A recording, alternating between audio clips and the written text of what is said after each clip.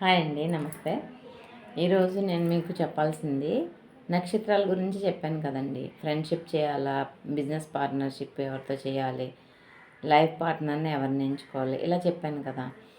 సంపత్తార అయితే లైఫ్ పార్ట్నర్ని ఎంచుకోండి. ఎందుకంటే ఒకళ్ళు జాతకం కొంచెం డల్గా ఉన్నా ఇంకొకళ్ళ జాతకంలో సక్సెస్ అనేది ఉంటుంది కాబట్టి మనం లైఫ్ లాంగ్ మంచి జర్నీ చేయడానికి అవకాశం ఉంటుంది. సక్సెస్ఫుల్ జర్నీ అనమాట.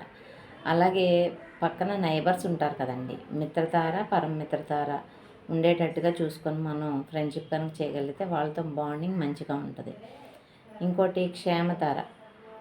పిల్లలు క్షేమతారలో పుట్టుంటే ఆ తల్లిదండ్రులు అదృష్టవంతులు. ఎందుకంటే వాళ్ళతో మనం ఎక్కడికి వెళ్ళినా ఎలాంటి ఇన్సిడెంట్లు జరగకుండా మనం కొంచెం లైఫ్ని పీస్ఫుల్గా లీడ్ చేయగలుగుతాం. సరే, మనం ఇప్పటి వరకు జరిగిన లైఫ్లో మనకి జరిగితే జరగచ్చు, లేకపోతే లేకపోవచ్చు అని అనుకుంటున్నాం కదా. ఈ రోజు నుంచి మనం చేయవలసింది ఏంటంటే, నా భార్య లేదా నా భర్త నాకు సంపత్తారా కలిగి ఉన్నారు అంటే, మీకు నక్షత్రం ఏదైతే ఉందో దానికి సపోజ్ మీ నక్షత్రం అశ్విని అనుకోండి, భరణి మీకు సంపత్తార అవుతుంది అనమాట. 2 అదే మీ అశ్విని దగ్గర నుంచి అశ్విని, భరణి, కృత్తిక, రోహిణి 4వది క్షేమతార అవుతుంది. అలాగే మృగశిర, ఆరుద్ర 6 సాధంతార అవుతుంది.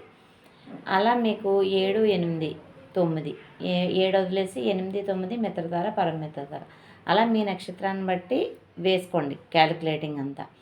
ఇలా మనం కొంచెం లైఫ్ పార్ట్నర్ని పిల్లల్ని అంటే మనం చూస్ చేసుకోలేకపోవచ్చు.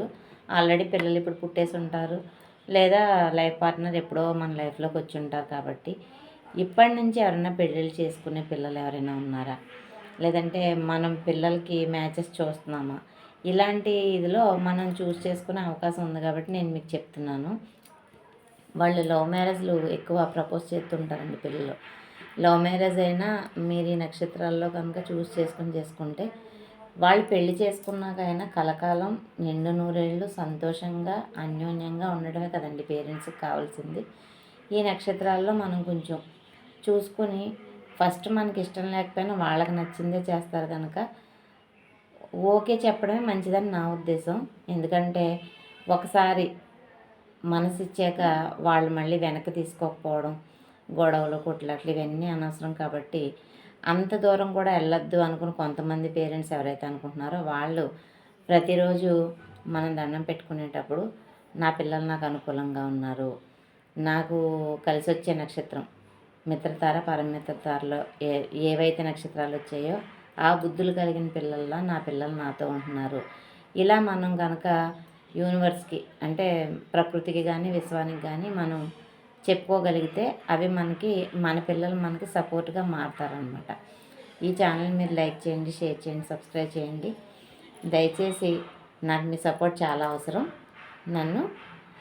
నేను చేసే ఈ ఛానల్స్ని సపోర్ట్ చేయమని వేడుకుంటున్నాను. థ్యాంక్ యూ అండి.